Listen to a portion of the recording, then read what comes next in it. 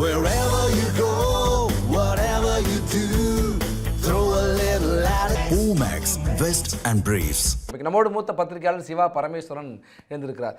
Sir, இன்னொரு விஷயமும் சொல்கிறாங்க. இந்தியாவுடைய பொருளாதார வளர்ச்சி 7.5% கடந்து உயர்ந்து கொண்டே இருக்கிறது. அதே போல் இதையெல்லாம் பொருளாதாரத்தை ஸ்திரத்தன்மை வெளிப்படுத்துகின்ற வகையில் பட்ஜெட் பிப்ரவரி 1 சமர்ப்பிக்கப்படுகிறது. அடுத்த நாள் பிப்ரவரி 2 நள்ளிரவு தான் அமெரிக்காவுடைய அதிபர் இப்படி ஒரு அறிவிப்பை வெளியிட்டிருக்கார். அப்படிங்கிறப்ப அமெரிக்கா இந்தியாவை சார்ந்து இப்படி ஒரு முடிவை எடுக்க வேண்டிய நிலைக்கு அமெரிக்கா தள்ளப்பட்டிருக்கு. டொனால்ட் ட்ரம்புக்கும் அங்கே இருக்கிற எதிர்ப்புகளும் ஒரு காரணம் என்றெல்லாம் சொல்கிறாங்க.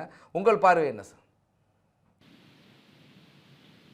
Hello sir, தொடருங்க. இல்ல அதாவது இதுல எப்படி நான் பாக்குறேன்னா, இல்ல இந்தியாவுக்கு தான் வெற்றி கூடுதலாக கிடைத்திருக்கிறதுக்கான வாய்ப்பு இருக்கிறதுக்கான அறிகுறிகள் தெரியுது. ஏன்னா முதல்ல 50% டேரிஃப் போட்டாங்க. அந்த 50% டேரிஃப்ல இந்தியா பெருசா அதை சட்டை பண்ண மாதிரி தெரியல. அதுக்கு பிறகு ஆல்டர்னேட்டிவ் மார்க்கெட்ஸ் ஓபன் ஆச்சு. அமெரிக்காவில் என்ன டொனால்ட் ட்ரம்ப் என்ன நினைச்சாரோ, இந்த 50% டேரிஃப் போட்ட உடனேயே இந்தியா அழுத்தத்துக்கு அடிபணிந்து ரஷ்யாவில இருந்து எண்ணெய் வாங்குவதற்கோ இல்ல அமெரிக்கா போடுகின்ற அந்த நிபந்தனைகளுக்கோ உடன்படுவாங்க அப்படின்னு எதிர்பார்த்தாங்க. அது யதார்த்த ரீதியில நடைபெறல. ஏன்னா ஜியோ பாலிடிக்ஸ்ல அந்த மாதிரி அழுத்தம் குறித்து கையை முறிக்க அடிபணிய வைக்கக்கூடிய அந்த காலம் மலையேறி விட்டது என்பது இந்தியா எடுத்த ஒரு உறுதியான நிலைப்பாட்டின் காரணமா தெரியுது. இன்னொன்று என்னன்னா, அதுக்கப்புறம் இப்ப இந்த குடியரசு தினத்தினுடைய சிறப்பு விருந்தினர்களை ஐரோப்பிய ஒன்றியத்தின் தலைவரும் ஐரோப்பிய ஆணையத்தின் தலைவரும் அந்த ஃப்ரீ ட்ரேட் அக்ரிமெண்ட், அதாவது சுதந்திர வர்த்தக உடன்பாடு இந்தியாவுக்கும் ஐரோப்பிய யூனியனுக்கும் ஏற்படுத்துற உடனே ஐரோப்பாங்கிறது அது கிட்டத்தட்ட 27 நாடுகளை கொண்ட ஒரு கண்டம். அப்ப 27 நாடுகளுடைய சந்தை திடீர் என்று திறக்கப்படும் பொழுது அந்த அமெரிக்காவுக்கு தெரியுது, இங்க இல்லைன்னா அவங்க அடுத்ததாக இந்தியாவால் வேறு சந்தைகளை நோக்கி பயணிக்க முடியும். எனவே நாம் கொடுக்கின்ற அழுத்தம் இனியும் பலனளிக்காது அப்படின்னு இந்தியா மாதிரி ஒரு மிகப்பெரிய சந்தையை தவிர்த்து விட்டு அமெரிக்காவால் யதார்த்த ரீதியில வர்த்தகம் செய்வது என்பது நடைமுறைக்கு ஆகாது. அதனால ட்ரம்ப் கொடுத்த அழுத்தம் அப்படின்னு சொல்வதெல்லாம் ஏதோ அரசியல் பிழைப்புக்கு வேணா இருக்கலாம், யதார்த்த ரீதியில் அது இருக்க முடியாதுங்கிறத என்னுடைய பார்வை. சார், அதே போல சீனா, பாகிஸ்தான், வங்கதேசம் போன நாடுகளுக்கெல்லாம் நமக்கு இப்படி குறைச்சிருக்கிறது ஒரு பாதிப்பை ஏற்படுத்தும் அப்படின்னு சொல்றாங்க.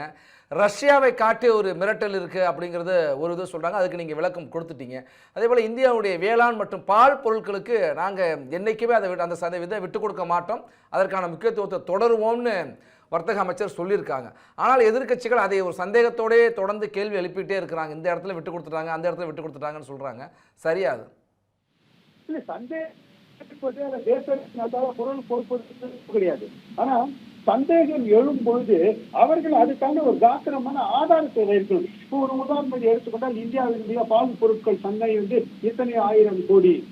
அமெரிக்காவுக்கு நம்ம பால் பொருள் சந்தையை திறந்து விட்டால் அமெரிக்காவுக்கு இத்தனை 1000 கோடி ரூபாய்க்கு பால் பொருட்கள் அல்லது பாலாடை கட்சிகள், சீஸ், அப்புறம் பதப்படுத்தப்பட்ட பால், கண்டென்ஸ்டு இதெல்லாம் எதுவுமே சொல்லாம வெறும் சந்தேகம், பயம், அப்புறம் எண்ணம், யூகம், இதன் அடிப்படையில் அரசியல் நடத்துறாங்க ஒழிய அரசை நடத்த முடியாது.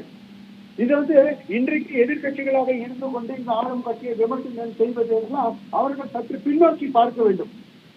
இப்ப பராக் ஒபாமா இருந்த காலகட்டத்தில் இந்தியா அமெரிக்காவுடன் செய்து கொண்ட அந்த அணுசக்தி உடன்பட நியூக்ளியர் டீலை பார்க்கும்பொழுது இன்னைக்கு ஆளும் கட்சியில் இருக்கிறவங்களும் அதை வரவேற்றாங்களே ஒழிய அமெரிக்காவின் அழுத்தத்துக்கு அடிபணிந்து விட்டதால் இந்தியா தனது நியூக்ளியர், அதாவது அணு வல்லமையை அடமானம் வைத்து விட்டதுல யாரும் பேசலையே.